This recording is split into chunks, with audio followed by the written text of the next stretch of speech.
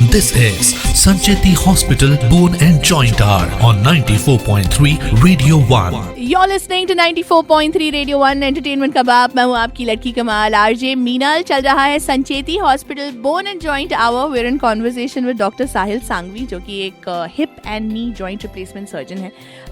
Doctor, we're talking about you in fact mentioned avascular necrosis and hip fractures. So what are the treatment options for these things? So for avascular necrosis, usually patients come in 4 stages. That is Right. stage 1, 2, 3 and 4. Okay. So in stage 1 to 3, we usually try and save the hip joint with Okay. some medicines and physiotherapy exercises. Okay.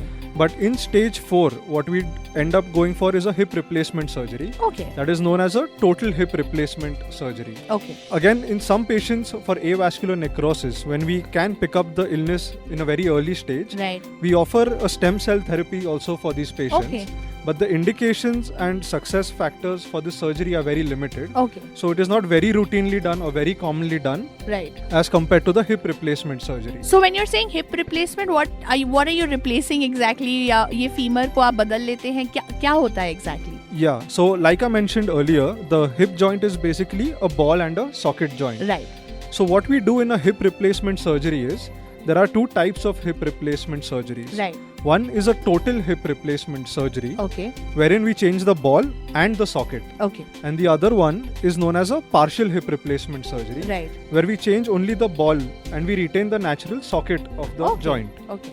So in younger patients and those who are more active, Right. we go in for a total hip replacement surgery. Right. Whereas in older patients who have a hip fracture Right. and are not too active, then we end up going for a partial hip replacement surgery. Right. Total hip replacement surgery. What exactly is that? So total hip replacement surgery is in fact so successful and has been so revolutionary that it's been known as the operation of the century. Oh, wow. That's how successful it is in terms of getting patients back on their feet Right. and becoming active again. And Right. they more or less don't even remember after a few months that they've even had a hip replacement Wow. surgery. That's how revolutionary it is.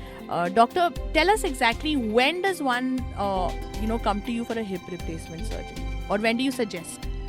So in younger patients, like I mentioned, those who have avascular necrosis, Right. and the older patients who have arthritis, Right. hip replacement is usually indicated when the hip pain is affecting their day-to-day activities. Right. And it is causing them problems where they need to take a lot of painkillers to get through the day, Right. where it's hampering their mobility or activity levels, and basically it's causing an hindrance in their day-to-day activities. Right. Now, hip replacement is not an emergency operation for them. Right. So the simple thing that I tell patients when they ask me when should we get a surgery done, Right. I tell them that I'm not here to sell the operation to you. Correct. You need to buy it from me. Right. In the sense that only when you feel that you're convinced enough that okay, this is really causing me a lot of pain and botheration, Right. then that's the right time to go in for a hip replacement surgery. Oh, okay. On the other hand, older patients who have a hip fracture, Right. in that it's more or less an emergency Correct. operation, Correct. wherein the earlier you get it done, the earlier you'll be able to walk and get back to normal life Right. thereafter. Right. So what is the process exactly? Does one need to start taking medication before they go in for the surgery, or how does it work? So usually patients get admitted in the hospital one day prior to the surgery. Okay.